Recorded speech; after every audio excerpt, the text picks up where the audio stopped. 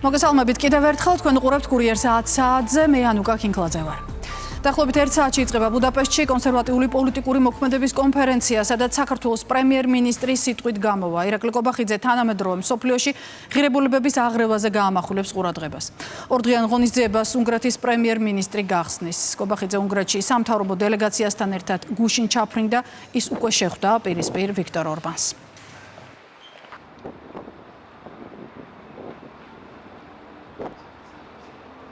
კონფერენციას ძალიან მნიშვნელოვანია, რომ გახსნის და მის სიტყვით მიესალმება საქართველოს პრემიერ-მინისტრი, უნგრეთის პრემიერ-მინისტრთან ერთად ვიქტორ ორბანთან ერთად, რომელიც არის ჩვენი ქვეყნის მეგობარი და ვისაუბრებთ იმ პრობლემატიკასთან დაკავშირებით, პრემიერ-მინისტრი შეეხება იმ პრობლემატიკას, რომელიც ეხება ღირებულებების აღრევას თანამედროვე სამყაროში, დასავლურ ცივილიზაციაში, ორმაგ სტანდარტებს და ასევე ვისაუბრებთ იმაზე, თუ როგორ ვიცავთ ქართველები, ქართული საზოგადოება და ქართული სახელმწიფო მთავრობასთან ერთად იმ ღირებულებებს, რომელიც მრავალი საუკუნეა უკვე ჩვენი განუყოფელი ნაწილია. ურთიერთობის გადატვირთვის ფრთხილი პროცესი რა ხდება ამერიკა-საქართველოს შორის. ვაშინგტონიდან ბოლო პერიოდში გამოგზავნილი წერილებიდან გამომდინარე, მმართველგუნდში აცხადებენ, რომ სახეზეა საქართველოს მთავრობასთან თანამშრომლობისა და ორ სახელმწიფოს შორის ეკონომიკური კავშირების გაღრმავების სურვილი და ამბობენ, რომ ქართულ-ამერიკული ურთიერთობების გადატვირთვა მათთვის ქვეყნის ინტერესების დაცვაზე გადის. ქართული ოცნების ხელისუფლების პირობებში შეერთებულ შტატებთან ურთიერთობების აღდგენას სკეპტიკურად უყურებს ოპოზიცია. ქართული ოცნება აფუჭებს აი ამ სტრატეგიულ ურთიერთობებს და ყველაფერს აკეთებს იმისათვის, რომ ამერიკის შეერთებულ შტატებთან მსგავსი, კარგი, მეგობრული სტრატეგიული ურთიერთობა აღარ გქონდეს. სულ ტყუილია ის განცხადებები არალეგიტიმური ქართული ოცნებისაგან, თითქოს ისინი ცდილობენ მაგალითად ტრამპის ადმინისტრაციასთან კვლავ აღადგინონ სტრატეგიული ურთიერთობა. ბიძინა იმანიშვილს არასდროს დაუყენებია საკუთარი ინტერესები ქვეყნის და ხალხის ინტერესებზე წინ. ეს ყველაფერი მის წერილშიც კარგად იყო ასახული, რაც შეეხება თუ ვინმეს, რომელიმე ელს, მათ შორის პირველ რიგში რა თქმა უნდა ამერიკის ელჩია საუბარი, სულ შეხვედრა პრემიერ-მინისტრთან, საგარეო საქმეთა მინისტრთან, ჩვენ მუდმივად ვაფიქსირებდით ჩვენს მზაობას, რომ და პრეზიდენტ ტრამპის არჩევის შემდგომ ჩვენ მზადავართ სულთაფურცლიდან დავიწყოთ საქართველოს-ამერიკის ურთიერთობები. პრეზიდენტ ტრამპის წერილიდან გამომდინარე, ჩვენ უახლოეს პერიოდში ველოდებით დამატებით სიახლეებს ამ მიმართულებით და დარწმუნებული ვართ, რომ ის რაც ეწერა წერილში უახლოეს პერიოდში ასრულდება. ეგრეთ წოდებული შავი სალაროს არსებობის შესახებ გავრცელებულ ბრალდებას გასცა პასუხი ღამის კურიერის პირდაპირ ეთერში საპარლამენტო უმრავლესობის ლიდერმა. მამუკა მდინარაძე ამბობს, რომ ერთადერთი ადგილი, სადაც მმართველი პარტიისთვის შემოწირულობა ხდება, ეს არის ბანკი. მმართველი გუნდის ლიდერმა ბანკის მიღმა პარტიისთვის თანხის შეწირვა ქრთამის ტოლფასად შეაფასა. ახალი მესიჯები ბარია გლობალური ომის პარტიაც. რა თქმა უნდა, ჩვენ თანხების მობილიზაციას ვახდენ და ათეულობით მილიონის მობილიზაცია ხდება. ბანკის იქით ერთმა ადამიანმა ან თუ გითხრათ, სადმე მომიტანე, პარტიაში, რომელიმე კაბინეტში, საჯარო უწყებაში, არასაჯარო უწყებაში, ოფისში, სადმე. ყველა იცოდეთ, რომ არის ქრთამი. ასეთ თამამ განცხადებას რატო არ აკეთებთ თავის დროზე? აი ხა მე რატო ვარ ესე თამამი ამ განცხადებაში? კიდევ ერთხელ შემიძლია გავიმეორო. მთელი პასუხისმგებლობა, როგორც პარტიის აღმასრულებელმა მდივანმა. რომელსაც დიახ ფინანსებთანაც მაქვს შეხება პარტიის და სხვა საკითხებთანაც არაერთად სხვათა შორის. ხო და აი ხო თუ მაბარი ამით დაასკვენით და შავი სალარო არსებობს თუ არა. ბანკის გარდა თუ რომელიმე ან რგოლთან პარტიის ან რომელიმე უწყებასთან ან სადმე მოგიწევთ ურთიერთობა, თქვენ თუ პირადად გიწევთ ურთიერთობა, თქვენი მიგაქვთ ესე იგი ქრთამი და ციხეზე აწერთ ხელს, ციხეს ჩაზნომაზე.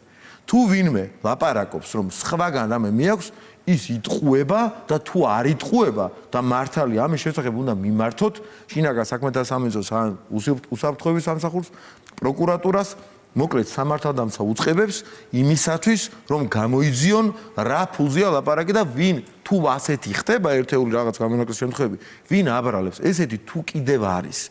ამას ბოლომდე უნდა აღმოფხრა, მაგრამ ეს მინიმუმამდეა დაყვანილი და მთელი პასუხისმგებლობით ვამბობ, რომ ვერავინ რეალურად თუ კი ვინმე შემოწირულობა უნდა, ამ შემოწირულობას ვერსად სხვანაირად გვერდით აგზით ასე ისე ჩავსალაროში. ვერანაირ ვერსად ვერ გააკეთებენ, ერთადერთი ადგილი არის, სადაც შემოწირულობა ხდება, ეს არის ბანკი. მეტი ადგილი საამისოდ არ არის. გავუუქმებთ, ასე ლაკონურად უპასუხა მამუკა მდინარაძემ, ასევე ღამის კურიერის პირდაპირ ეთერში გახარიას გუნდისთვის საპარლამენტო მანდატებთან დაკავშირებით დასმულ შეკითხვას.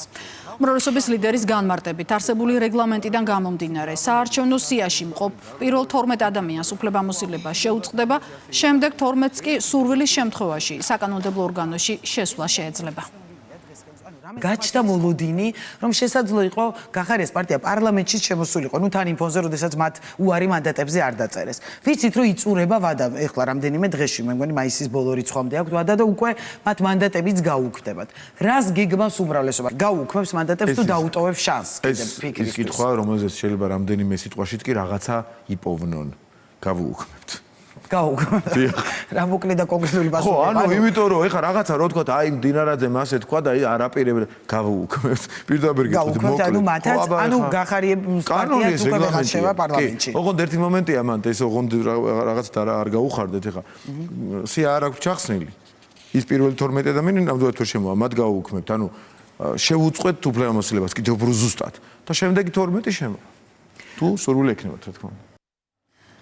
4 ოქტომბრის მოახლოება ოპოზიციას შორის თვითმმართველობის არჩევნების თემაზე ურთიერთობას კიდევ უფრო ამწვავებს. ხელისუფლების ოპონენტთა ნაწილი ღიად აცხადებს, რომ ისინი არჩევნების დამატებითი წინააღმდეგობისთვის გამოყენებას აპირებენ. გიორგი გახარიასა და მამუკა ხაზარაძის ამოსაზრებას მიუღებლად მიიჩნევს ნიკა მელია. მმართველ გუნდში დარწმუნებული არიან, რომ ნებისმიერი გადაწყვეტილების შემთხვევაში მათი ოპონენტები არჩევნებში ამჯერადაც დამარცხდებიან. ქალბატონი ზურაბიშვილი გამობრძანდა რუსთაველის გამზირზე და თავისი პლატფორმის სახელით განაცხადა, რომ არავინ არ აპირებს არჩევნებში მონაწილეობის მიღებას. მეორე დღეს გამოდის ლელოს წარმომადგენელი და დისკუსიისკენ მოუწოდებს საზოგადოებას ამ საკითხთან დაკავშირებით. ქალბატონმა ზურაბიშვილმა უნდა თქვას, ის რაც მან ბრძანა რუსთაველის გამზირზე, ეს იყო მისი პოზიციის გაჟღერება თუ ის საუბრობდა პლატფორმის სახელით. ესეც გაუგებარია. ერთი სიტყვით, სიცხადე არის შესატანი. ერთადერთი გზა ამ კრიზისის გადაჭრის გადის ახალ საპარლამენტო არჩევნებზე, არც ერთ სხვა არჩევნებს არ გააჩნია რესურსი ამ კრიზისიდან გამოსვლის შესაბამისად.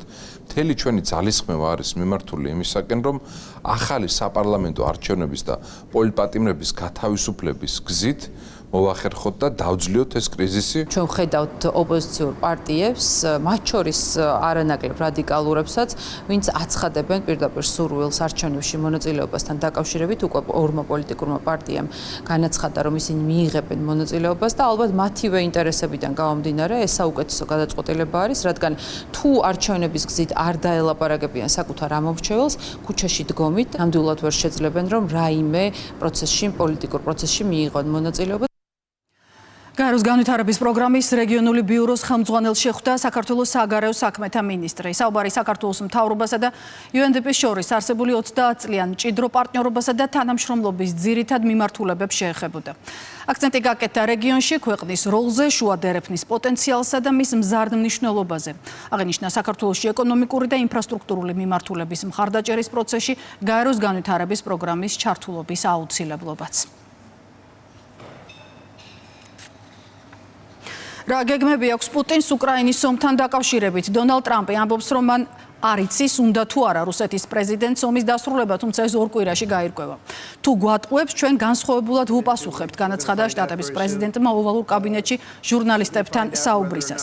ტრამპმა განმარტება გააკეთა იმაზეც, თუ რატომ იკავებს ის თავს რუსეთისთვის დამატებითი სანქციების დაწესებისგან და ამის მიზეზად მოლაპარაკების პროცესის დაზიანების საფრთხე დაასახელა. ამავე დროს შედგა სატელეფონო საუბარი ამერიკისა და რუსეთის საგარეო უწყებათა პირველ პირებს შორის. სახელმწიფო დეპარტამენტის ვებგვერდზე გამოქვეყნებული ინფორმაციის მიხედვით მარკო რუბიო მიესალმა რუსეთისა და უკრაინას შორის გასულ შაბათ-კვირას 1000-ზე სამხედრო ტყვის გაცვლას. მდივანმა გაიმეორა ტრამპის მოწოდება უკრაინასთან კონსტრუქციული კეთილსინდისიერი დიალოგისკენ, როგორც ამ ომის დასრულების ერთადერთი გზაა, წელია გავრცელებულ ტექსტში.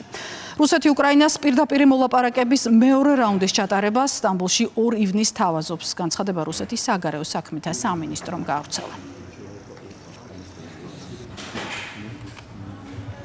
რუსეთში საიდუმლო ბირთვულ ობიექტებთან დაკავშირებულმა ინფორმაციამ გაჟონა, გამოქვეყნდა მილიონობით დოკუმენტი, მათ შორის ორენბურგის ოლქში მდებარე სტრატეგიული მნიშვნელობის ერთ-ერთი სარაკეტო ბაზის სრული სქემა. ინფორმაცია ერთდროულად გავრცელეს გერმანული შპიგელისა და დანიური გამოცემა Den Watch-ის ჟურნალისტებმა. Den Watch-ი აღნიშნავს, რომ მონაცემების საფუძველზე შესაძლებელია შეფასდეს რუსეთის ყველაზე დაცულ ობიექტებზე სამხედრო ბირთვული ინფრასტრუქტურის მოდერნიზაციის მასშტაბები. დოკუმენტებიდან ჩანს, რომ ბაზები მასობრივად ინგრეოდა და ხელახლა შენდებოდა. ასევე აშენდა ასობით ახალი ყაზარმა, სათვალთვალო კოშკი, მართვის ცენტრი, საწყობი და მიწისქვეშა გვირაბი. ექსპერტები მსგავსი მასშტაბის დოკუმენტების გაჟონვას წარმოუდგენლად აფასებენ და ამბობენ, რომ აქამდე ღია წვდომაში მსგავსი არაფერი უნახავთ. 7 ოქტომბრის თავდასხმიდან 600 დღის გასვლა მასშტაბური დემონსტრაციით აღნიშნეს ისრაელში. ჰამასის მძევლების გათავისუფლების მოთხოვნით. სხვადასხვა ქალაქში მიმდინარე პროტესტს 10,000-ობით ადამიანი შეუერთდა. აქციაზე იმყოფებოდნენ გათავისუფლებული მძევლებიც. თელ-ავივში შეკრებილები ბენიამინ ნეტანიაჰუს პარტიის შტაბ-ბინაშიც შევიდნენ, თუმცა მათ ტერიტორია პოლიციამ მალევე დაატოვებინა. ისრაელის დედაქალაქში დემონსტრანტებმა დროებით ცენტრალური მაგისტრალის გადაკეტვაც მოახერხეს.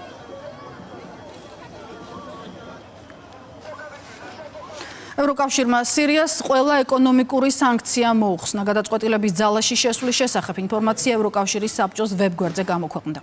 პოლიტიკურ გადაწყვეტილება მიზნად ისახავს სირიის მოსახლეობის მხარდაჭერას ახალი, ინკლუზიური, პლურალისტური და მშვიდობიანი სირიის გაერთიანებასა და აღდგენაში, ნათქვამი ევროკავშირის საბჭოს განცხადებაში. სირიის წინააღმდეგ სანქციების უმეტესი ნაწილი რამდენიმე დღის წინ გააუქმა შეერთებულმა შტატებმაც. და კлау საქართველო დიდი ოდენობით მიწის ნაკვეთების თაღლითურად დაუფლების ფაქტზე ერთი პირი დააკავეს ფინანსთა სამინისტროს საგამოძიებო სამსახურის თანამშრომლებმა. გამოძიების ინფორმაციით საუბარია სახელმწიფოს კუთვნილ თბილისის ზღვის მიმდებარედ არსებულ მიწის სამ ნაკვეთზე, რომლის საბაზრო ღირებულებაც 250,000 ლარს აღემატება. დანაშაული 6-დან 9 წლამდე პატიმრობას ითვალისწინებს. ბრალდებული დანაშაულებრივ კავშირში მყოფ სხვა პირებთან ერთად მიწის ნაკვეთის ყალბი მიღება ჩაბარების აქტების გამოყენების გზით მართლსაწინააღმდეგო დაეუფლა სახელმწიფოს კუთვნილ თბილისის ზღვის მიმდებარე ტერიტორიაზე არსებულ სამ მიწის ნაკვეთს საერთო მოცულობით 3,800 კვადრატული მეტრი, რომლის საბაზრო ღირებულებაც 250,000 ლარს აღემატება.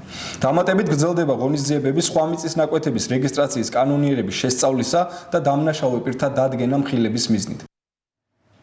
30 წელი ლარის მიმოქცევაში შესვლიდან თარიღთან დაკავშირებით საქართველოს ეროვნული ბანკის ორგანიზებით თბილისში მასშტაბური საერთაშორისო კონფერენციისთვის მზადება. დობიდან მჭიდრო თანამშრომლობამდე ამ სახელწოდების ფორუმზე სხვადასხვა ქვეყნის ცენტრალური ბანკების ხელმძღვანელი პირები, მსხვილი საერთაშორისო კომპანიების დირექტორები, ფინანსური სექტორისა და საქართველოს ხელისუფლების წარმომადგენლები იქნებიან. იუბილესთან დაკავშირებით დაგეგმილია საკოლექციო მონეტების პრეზენტაცია და რეალიზაცია, ასევე სპეციალური ბანკნოტისა და მარკის გამოშვება. კონფერენცია ეძღვნება ლარის მიმოქცევაში შესვლიდან 30 წლის იუბილეს. ღონისძიებაში მონაწილეობას მიიღებენ 30-ზე მეტი ქვეყნის 300-მდე წარმომადგენელი, მათ შორის სხვადასხვა ცენტრალური ბანკების ხელმძღვანელი პირები, საერთაშორისო ინვესტორები და აკადემიური წრეების წარმომადგენლები. ღონისძიებაზე განხილული იქნება სხვადასხვა საკითხი, მათ შორის საერთაშორისო საფინანსო სექტორში არსებული გამოწვევები და შესაძლებლობები. ჩინეთი, იაპონია და ქუვეითი საზღვარგარეთ საქართველოს დიპლომატიურმა წარმომადგენლებამ საქართველოს დამოუკიდებლობის დღე აღნიშნეს. ჩინეთსა და იაპონიაში სტუმრებს მისასალმებელი სიტყვით მიმართეს საქართველოს საგანგებო და სრულუფლებიანმა ელჩებმა, ასევე სხვა სტუმრებმა. ქუვეითში გამართულ ღონისძიებაში კი სხვა ქვეყნის ელჩებთან ერთად საპატიო სტუმრის სტატუსით მონაწილეობდნენ ქუვეითის სამეფო ოჯახის წევრები. ღონისძიება უაღრესად მნიშვნელოვანი იყო, იგი ძალიან მაღალ დონეზე იქნა ჩატარებული, რა დროსაც საშუალება მიეცა საელჩოს არა მარტო ქართული კულტურა წარმოეჩინა, კიდევ ერთხელ აღინიშნა ის წარმატებული დინამიკა, რომელიც ამ ეტაპზე გააჩნია ქართულ-ჩინურ ურთიერთობებს და იმ პერსპექტივებზე, რომელიც მომავალში ამ დინამიკის გამო მას ესახება. იაპონიაში საქართველოს დამოუკიდებლობის დღისადმი მიძღვნილი მიღება წარმატებით დასრულდა. მიღებას ესწრებოდნენ იაპონიაში მცხოვრები ძვირფასი თანამემამულენი, იაპონელი პოლიტიკოსები, უცხო ქვეყნის ელჩები, იაპონელი ბიზნეს წრეების წარმომადგენლები და კულტურის სფეროს წარმომადგენლები. ღონისძიება ძალიან წარმატებული გამოვიდა. საქართველოს ულამაზესი ქვეყანა, უკარგესი ხალხით და უმშვენიერესი ბუნებით. ჩვენ დავინახეთ თუ რამდენი მეგობარი ჰყავს საქართველოს ქუვეითში. ოფიციალური მიღება გაიმართა საქართველოს დამოუკიდებლობის დღის აღსანიშნავად ჰავანაშიც. კუბის დედაქალაქში მიღებას ადგილობრივი ხელისუფლების წარმომადგენლები 100-მდე ქვეყნის ელჩი და მიწვეული სტუმრები დაესწრნენ. შეკრებილებს სიტყვით მიმართა საქართველოს დიპლომატიური მისიის ხელმძღვანელმა გიგლა ბარამიძემ. მოეწყო საქართველოს ისტორიის შესახებ ფოტოგამოფენა, ქართული ღვინისა და კერძების დეგუსტაცია. საღამო ქართული და კუბური მუსიკის კონცერტით დასრულდა.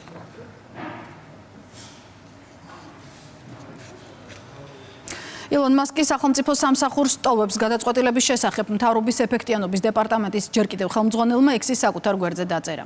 მან მალობა გადაუხადა დონალდ ტრამპს, რომელმაც მას ფუჭი ხარჯების შემცირების შესაძლებლობა მისცა.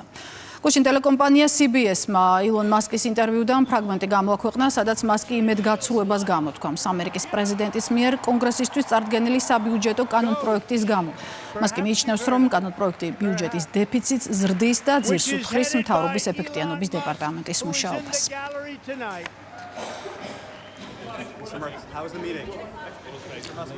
შეერთებული შტატები ჩინელი სტუდენტებისთვის ვიზების გაუქმებას იწყებს. სოციალურ ქსელში სახელმწიფო დეპარტამენტის მდივნის მიერ გამოქვეყნებული ინფორმაციით, ჩინელი სტუდენტებისთვის შეერთებული შტატების ვიზების გაუქმება დაიწყება, მათ შორის მათთვის, ვისაც კავშირი აქვს ჩინეთის კომუნისტურ პარტიასთან ან ეუფლება კრიტიკულ პროფესიებს. როიტერი აღნიშნავს, რომ ჩინეთიდან და ჰონკონგიდან შესულ სავიზო განაცხადებზე სახტეპი სტუდენტური ვიზების გაცემის კრიტერიუმებს გაამკაცრებს. არსებული მონაცემებით მხოლოდ გასულ წელს შეერთებული შტატების უმაღლეს სასწავლებლებში ჩინეთის 300,000-მდე მოქალაქე სწავლობდა. დღეს ამბების ნახვა ვრცლად ჩვენს ვებგვერდზე rustavi2.gi შეგიძლიათ. კურიერი 10 ამით დასრულებულია. მე გემშვიდობებით, კარგად.